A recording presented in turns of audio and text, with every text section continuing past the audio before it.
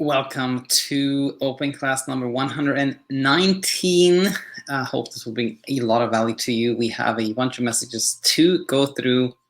Don't really have any announcements today, so let's just jump into it. As always, no medical advice here, just general thoughts, thoughts that will apply to anyone that has the same type of ideas, thoughts that the person who wrote the message. So yeah, let's take a look here. Let's take a look. So firstly, we have a message from Tom who says, Daniel, just finished reading This Is Nato. I'm particularly interested in your idea of befriending wakefulness when waking up in the middle of the night. Wakefulness is not to be feared, but to me, if I'm awake at night and I'm not asleep, if I don't get enough sleep, I know the next day I will feel bone tired, have low mood, lack motivation, etc. How can I not think that being awake at night is an unfavorable circumstance? Very well put, Tom. So this is a common question, and the key really lies in, seeing what it is that makes us feel the way we do at night after sleeping a little or being awake a lot, another way to put it. So, and the key here lies in seeing that how we feel during the day is not an effect of how many hours we slept, but rather how much we struggled. An analogy that I took, I took this from Martin Reed without asking permission. So Martin, if you hear this, this is just me sharing the credit to where credit is due. But this is a lottery analogy. When you think of someone who, let's say they were nervous about this lottery that they enrolled in. They bought a lottery ticket and they're so nervous, like they're struggling to sleep. They can't sleep. They hardly sleep at all, right? They feel tired, like beat up, exhausted, like the eyes are itchy, like, grainy, like, bloodshot, like, all these things for 3 nights. They barely sleep a wink, and then the 4th day, they learn that they did win. They won $4 million. And in that instant, they learn that suddenly they are light. This person's light as a feather. They have all this energy. They're so excited. Like, their skin is glowing. They feel amazing. This is a little exaggerated, of course, but it shows us that, how we feel during the day is not so much a product of how many hours we slept or how much we were awake, but rather how much we struggled, the frustration and all the pain and suffering really comes from trying to make yourself sleep so hard, trying this, trying that, feeling like you failed, something's wrong with it, you're broken inside, you're mad at yourself. Why is this happening to you? You're angry. That is what causes you to feel miserable during the day. And you can feel, you can feel rested, or you can feel well. You can have a great day even if you slept a little. And this is the key, because when you start seeing this, you're like, there is no enemy at all. There is no enemy. The only thing that's happening is that there's this struggle. I'm in the struggle. And when you start abandoning the struggle, then you're at peace with being awake, with being asleep, with whatever happens, you are at peace and you feel light, and all these battle scars that I call them fade away. All right. Hope that helped, Tom. So let's move over to the question from Ashvin, who says, I feel sleepy and I'm going to sleep, but unable to sleep, even if I'm calm, and then I feel all tensed. Please advise me. So this is perhaps not the classic way the Houdini effect is described, but definitely sounds like the Houdini effect here, which is when sleepiness just vanishes or appears to vanish. So you're kind of really sleepy, your eyes are feeling like heavy, you're nodding off in the couch, and then the moment you go to bed, whoa, you feel wide awake. And this is just a sign really that the brain is working as it should. There's a little confusion there, but the brain is working as it should. So for example, if you're about to fall asleep and then you remember, I was supposed to pick up my friend at the airport, and whoa, I almost missed that. Oh my gosh, you're wide awake. Just the thought of something kind of like the danger of missing out on that thing, that makes you wide awake. Now, when it comes to insomnia, there is no real danger, but there's a perceived danger, which is that being awake is dangerous or harmful, something that shouldn't happen. So as you're feeling sleepy in the evening, because it's okay to be awake. You actually want to be awake. Maybe you're watching some TV or something. You want to be awake. Therefore, wakefulness is not a threat, and you feel really sleepy. But the moment you're like, now I want to sleep, then the brain goes like, what if you wake up? What if you can't sleep? And then that threat, the idea that there's a threat kind of completely wakes you up. That's called the Houdini effect, because the hyper arousal, that alertness that comes from thinking there's some kind of threat, completely masks the sleepiness. So very, very, very common. And, really just understanding this is the most helpful, because then when it happens, you suddenly become wide awake. Then you're like, I know what's happening. This is that Houdini effect.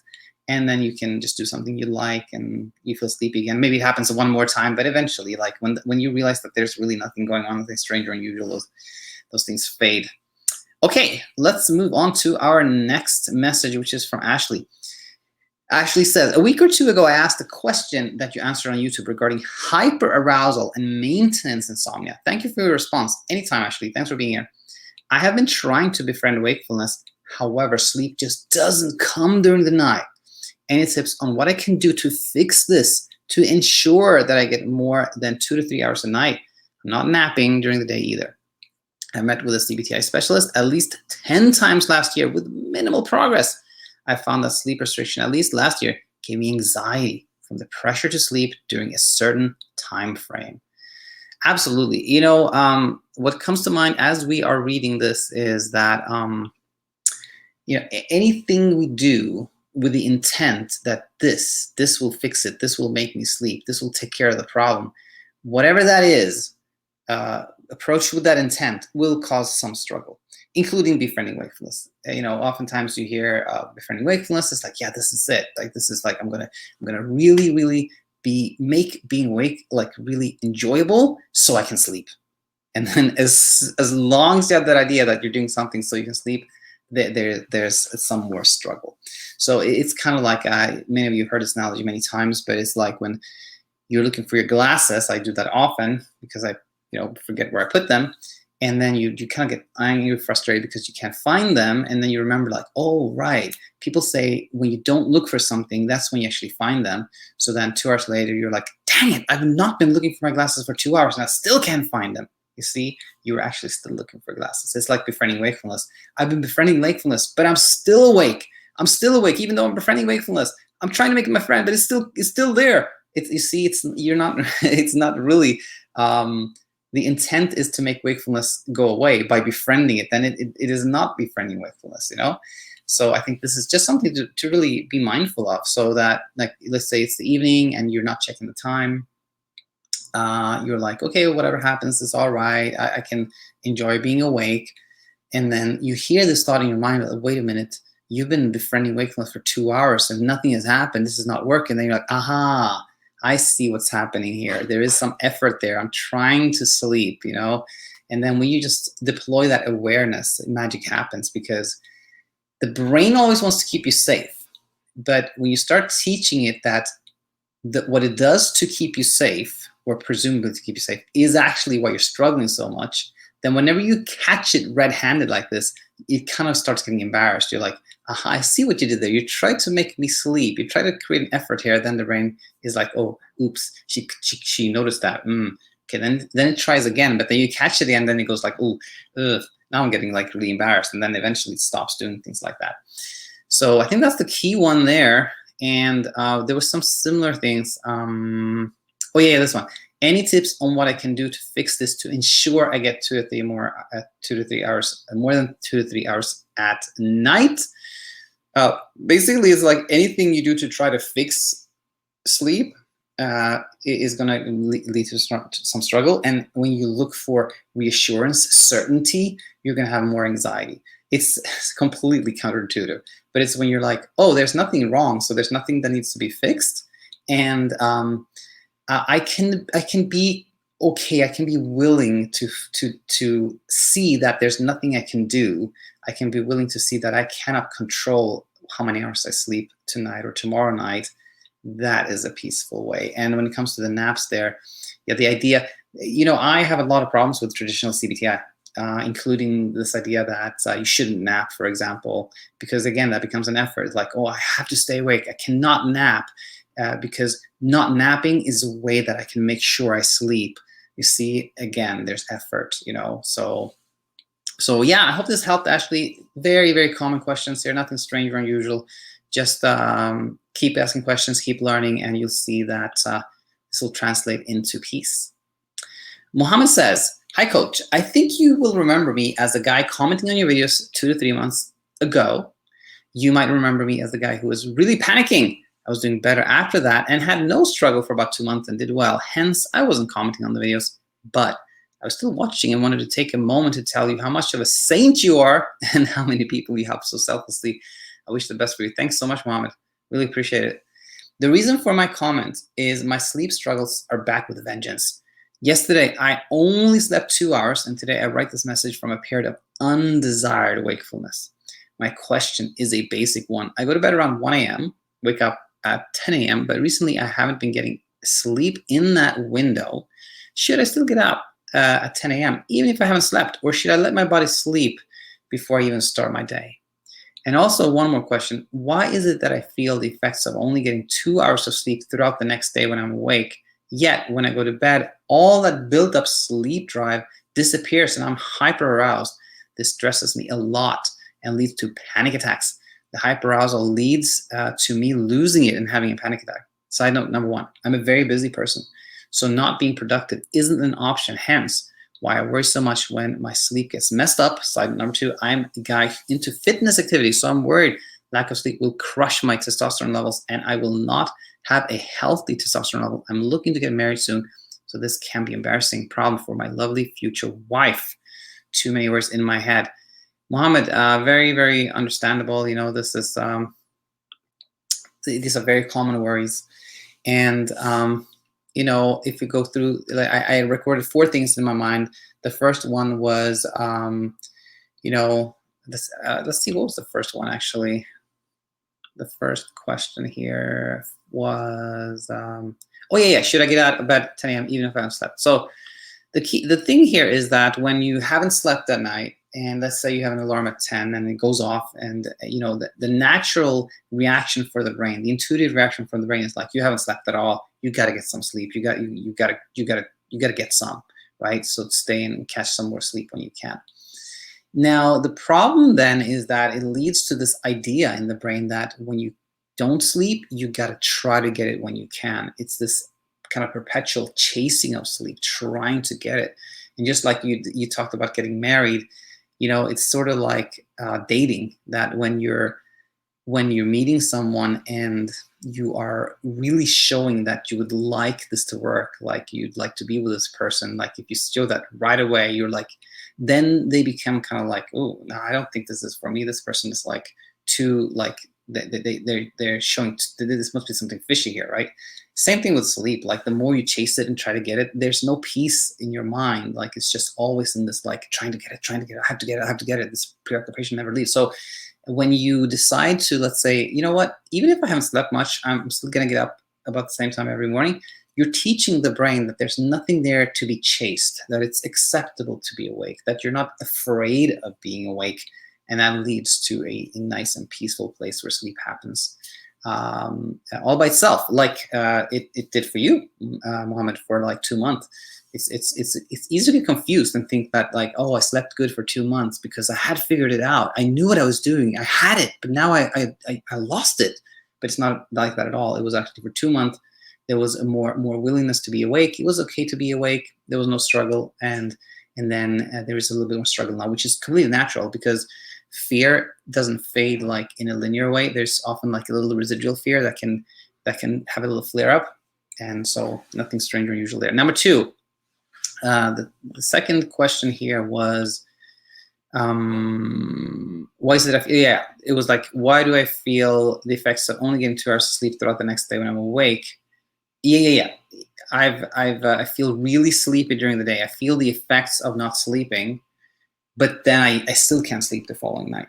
And the sleepiness kind of just goes away. That's what we call that Houdini effect that we talked about earlier, which is that when the brain thinks that it's dangerous to be awake, then you can feel really sleepy until you want to sleep, because then there is this threat again. What if I don't sleep? The threat is there, and then sleep doesn't happen. Like the sleepiness kind of seems to vanish because the hyperarousal is there, the fear is there, and it's just from a confusion that the brain thinks that being awake is a threat.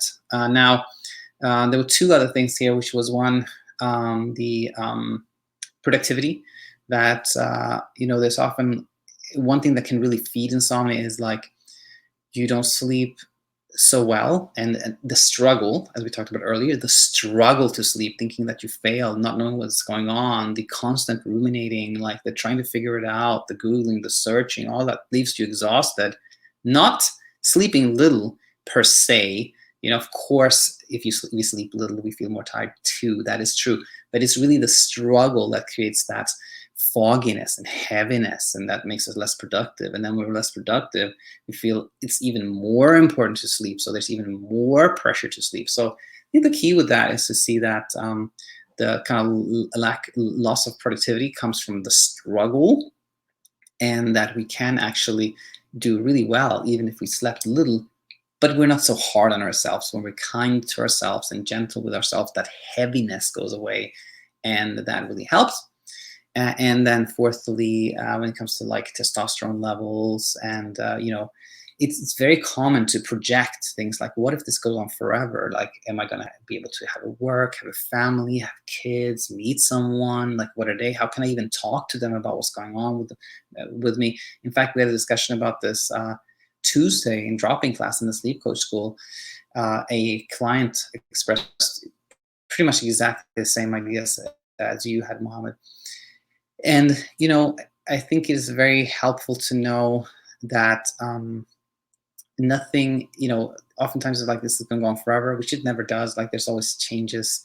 And when you start understanding and you're easier on yourself, you're kinder to yourself, like everything fades. But then at the same time, weirdly, it's when it's when we think like this has to change and I have to do something to change it, then there's a little bit more struggle. When we go towards, yeah, this is not ideal at all, but this is what things are like now, and I don't have to try to like fix this now. On the flip side, I can show myself that despite this situation I'm in, I can do things I enjoy. I can have meaningful activities, and that actually leads to a place where things fade sooner, and you see that you can have a family and a lovely wife and everything you want in life, 100%. All right, Mohammed, I hope that helped. Thanks so much for. Oops, I hit the wrong button there. Let us move on to our next question. Nicole says, hi, Niall. I'm back again with another question. Well, something I wanted you to elaborate more on. I know you want us to befriend wakefulness and not give insomnia attention. But you say that when we don't sleep, it's really the emotional fatigue that makes us feel ill. My question, though, is that really all of it? If somebody really don't sleep for a week straight, not an ounce, your body does start reacting and becoming ill. There's all these studies about long-term effects like dementia, heart failure, diabetes, etc., just as there are effects with FFI. I once went over a week without sleep, and it was just hallucinating and almost got into a car accident. So my concern is that I know there's effects of not sleeping, and that creates the anxiety that I won't sleep and therefore die at an early age from it. As humans, our bodies need to sleep to regenerate and heal. But if we're not sleeping, we're causing harm. So how can it just be all in our heads when there are actual physical and mental health problems that arise because of lack of sleep? Totally, Nicole. It's the type of question that comes up quite often. And I think one helpful place to start is to look at, okay, where's the evidence? Like, people say that you often hear these headlines that seem to like say that if you don't sleep, you're going to have a higher risk of diabetes, cancer, Alzheimer's, all kinds of things. But then guess what? When you read past the headline, there's a reference to the study. Okay, you look at the study and it's like, oh, we mutated 12 Sprague Dolly like mice in our lab, and we manipulated their genes so that they slept less. And 2 weeks later, we checked these biomarkers, and it's like, you're like, there's nothing there. There's absolutely nothing there. And there's no evidence whatsoever that little sleep and insomnia causes any type of like health problems whatsoever. In fact, that's completely impossible to tell. To prove, I'm looking behind to see if I have my book here. I have a book that's called "Why We Don't Sleep," which is an answer to a book called "Why We Sleep." Why We Sleep by Matt Walker is really full of really scary statements.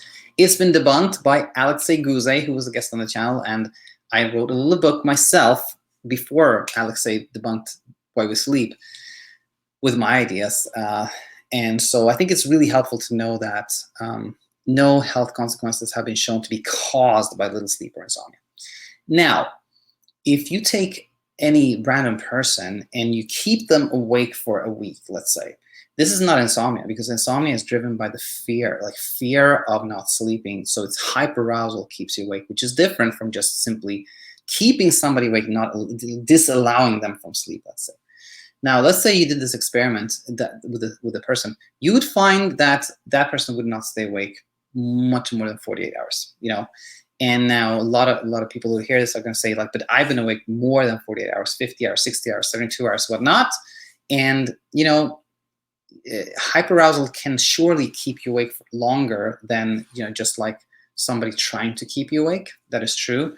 But then you also have, like, you have lapses in memory, just like actually randomly, like today, you know, which is going to be yesterday for you watching this, because I uploaded an interview with George yesterday, and he, like so many others, shared that there were times where he had fallen asleep and he was absolutely 100% sure that he hadn't. You know, people just, somebody told him, like, you just slept, and he's like, no, I didn't. So there's often this, like, misconception that you didn't sleep at all, but actually you did. And I think that's really important to know, because if we think of other bodily functions, let's say we can talk about breathing and eating and sleeping. So breathing is kind of like a core biological function, right? It's very obvious we need air to survive. And now, can we hold our breath for a long time? Yeah, sure. We normally take like maybe 12 breaths per minute, but I can hold my breath for like 2 minutes and like go down from 14 breaths per minute to 0 breaths per minute, right?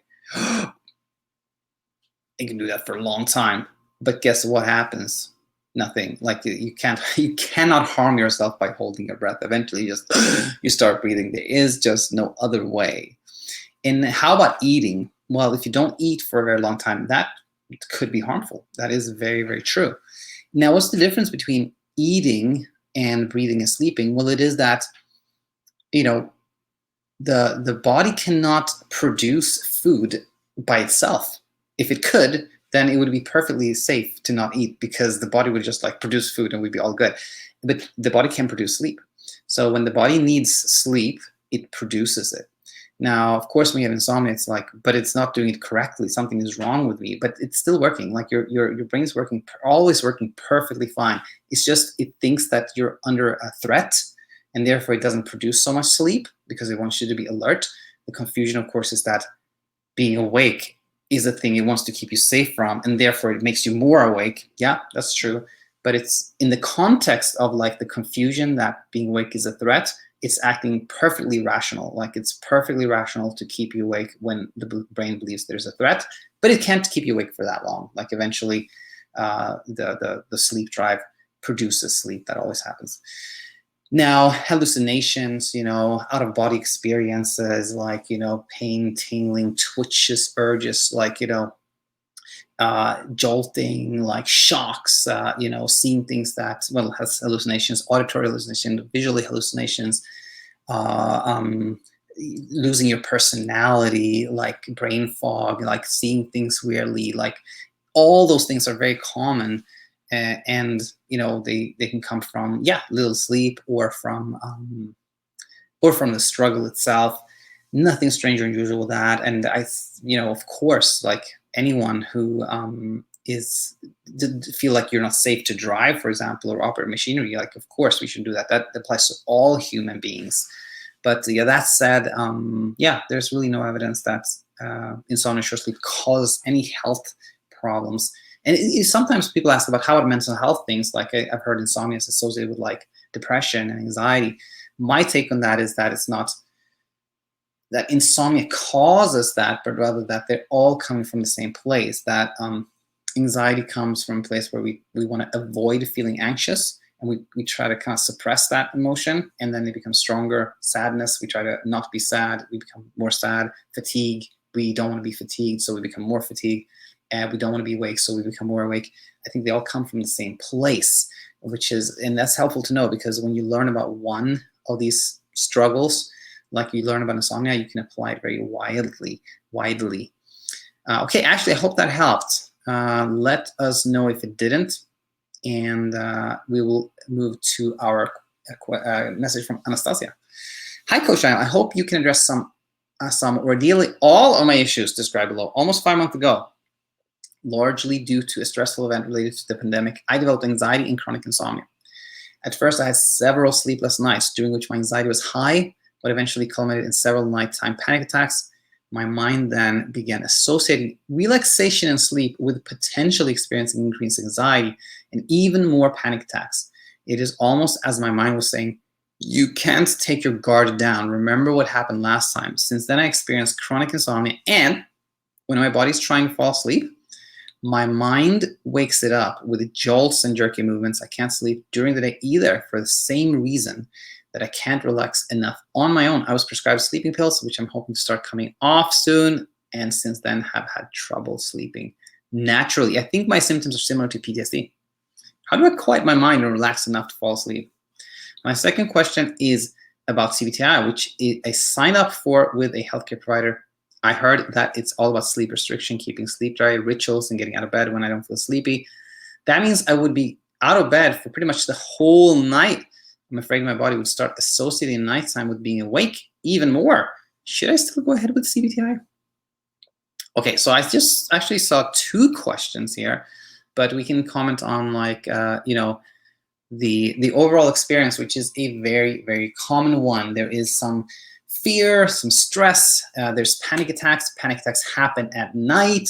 Then the brain goes like, what if you have another panic attack at night? What if this terrible, frightening, traumatic experience happens again at night, wakes you up from sleep, maybe happens at, then of course there's often like this fear of the night, fear of being awake in the night, fear of not sleeping, maybe even fear of sleeping, fear of waking up from sleep. Naturally, under those circumstances, little sleep will happen. These jerks and jolts are very, very common, and I think one way to sort of normalize that is I think look at the now with the Olympics, we have those the track like the 100-meter dash, let's say. They're in the start blocks. They're so tense, hyper vigilant, hyper aroused, and if somebody just sneezes in the audience, they're like, ooh, they jerk. They maybe jolt away, maybe dart away, And the same thing when we're hyper aroused, we have all those like electric feelings, the buzzes, the tensions, the jerks, the jitters. Very, very common, totally normal in these circumstances. And so the question was like, how can I quiet my mind down so I can be relaxed or sleep? This is a tricky one, because think of it this way. Your mind is there to keep you safe, and it has, in its kind of like confused state, it thinks that being awake can harm you and is a threat. It thinks that panic attacks are a threat. It thinks that anxiety is a threat. It doesn't want to have any of these experiences because it is scared that they will harm you. So it's in the hyper-aroused state. Now imagine you can think of this as like a safety system that is smart, like a smart safety system. And when you say like, how can I quiet my mind down? It's basically asking like, how can I turn the safety system off? Which, if this was kind of like a not so smart safety system, you could maybe just press a button, safety system off. But it's a smart safety system, so it knows when you're trying to manipulate it. So when you're looking for a way to quiet your mind, is another way of saying like, how can I turn off the safety system? And then the safety system goes like, are you insane? You want to turn off the safety system in the middle of all this? No. We're going to up the safety system. Like, we're going to put it on high gear. So that's why when we try to quiet the mind, then we get even more of these thoughts and anxiety and all the warning signals from the brain. Now, on the flip side, when we go, okay, this is my safety alarm, sending all these alarm signals my way, I'm willing to listen to them. I'm willing to be anxious. I'm willing to sit with it. I'm willing to hear all these thoughts. I'm willing to hear it. Then the alarm system, which is smart again, goes, oh, wow, he's really paying attention. I guess I don't really need to warn him. So as a result of being willing to listen, there is more peace. So I think that's very, very important. Number 2 was CBT-I. Should I go ahead with the CBT-I program? I'm quite skeptical of like traditional CBT-I. I think anything you do with the intent of being more okay with being awake is helpful. So if you look at sleep restriction, for example, if somebody decides I'm going to get up at the same time every morning and I'm going to only spend like 7 hours in bed at night, something like that, that can be helpful if thought of as a way to try less. Like I'm going to give myself less time for sleep, which is a way of being okay with being awake, abandoning the attempts at trying to sleep more. That can be really helpful. But generally speaking, I think a gentle approach is more helpful. I think, to be honest with you, that like ACT, when applied to insomnia, is generally speaking, I think is more helpful than strict CBT. If you would like to pursue CBT, though, I would say you would be in great hands with Martin Reed, insomnia coach Martin Reed. He's had insomnia himself, and he has a great program there. So those are my thoughts there. Let's see, Anastasia, I hope that helped. And you're back. By the way, it's very similar to PTSD. Like, it's a traumatic experience, and you naturally, when we had that, we want to sort of forget about it. But again, it's often more helpful to be willing to see what happened, learn from it, and then guess what? Everything you learn from the struggle with insomnia can apply to so many aspects of life. All right, Pat says, "Hi Daniel, hope you are well." I am, thank you. I mentioned a while ago I was having some stress with my daughter. Well, it's still ongoing, and my sleep has been disrupted somewhat. Not insomnia like before, but a difficult night here and there. I haven't reacted, and I do nothing. I was wondering what you thought of taking over-the-counter sleep med when I'm struggling. Also, is it okay to watch your videos? I'm sure I'm immune, but just wanted to ask. Thank you so much. Anytime, Pat. And, wrong thing here. The key is always like anything you do with the intent of like, a step towards freedom, not trying so much, is helpful. So if you look at the videos here, for example, as just education and, like George said, even entertainment, like learning in an easy way. I love learning by video, by the way. So if you look at it like that, you can always learn something about life, something about yourself. Then I think it's totally fine to tune in, leave a comment here and there, and be engaged in the community. Like that's amazing. But of course, if you have that sense that, I still deep in my mind, I'm still trying to kind of optimize my sleep, or I'm looking for the trick, or like I'm looking for like a sentence that will like change everything, then it could be good to just be aware of that and maybe tune out a little bit, perhaps. But I think the same applies to like sleeping pills. It's like if you're taking anything and the intent is like, I hope this will make me sleep, to me that's the slippery slope, because no matter what happens, it's not helpful. Like if you take something and there's no sleep, then you hoped you would sleep, then there's some frustration and tension and friction, and you think something is wrong, and you go down that path. Or if you take something, you sleep, then you can easily get the idea that, oh, this made me sleep, which is its own path of like performance anxiety and like trying to find something that works, and now that stopped working, now I have to find the other thing. So it's kind of odd. Another paradox in the sleep universe is that if someone is sleeping well and they just want to like, I have no problem sleeping whatsoever, and I think I want to take some Benadryl tonight just to kind of optimize my sleep. But if it doesn't do anything, that's totally fine too. Like then that's probably no issue there, because they didn't really need to sleep better, or feel a need to sleep better, or want to sleep better. So somebody who doesn't feel like they need to sleep better could probably take a sleeping pill with not much problem. But somebody who really wants to sleep and really needs to sleep, feels the need for sleep, are much more vulnerable. So I think those things are helpful to keep in mind. But yeah, Pat, I hope that helped, and I hope things go towards peacefulness when it comes to your daughter as well. So yeah, with that said, thanks everyone for tuning in. Thanks for being here, and I am, as you guys may have heard, I'm a bit behind when it comes to like answering questions for open class. And maybe it's just a temporary increase in questions, but I'm still kind of thinking about how we can make sure that everyone's questions get answered in a timely way. So I'm still pondering this. I don't know exactly how to address this. One idea is just to have it live, be live here and answer questions live rather than have people from the community send them in. Another idea I have is to answer questions, like make it part of the education of the sleep coaches. So do episodes where we answer questions together as part of education. But we'll see. We'll see. I just want to say thanks so much, and hope to have you back here real soon. Until then, take it easy.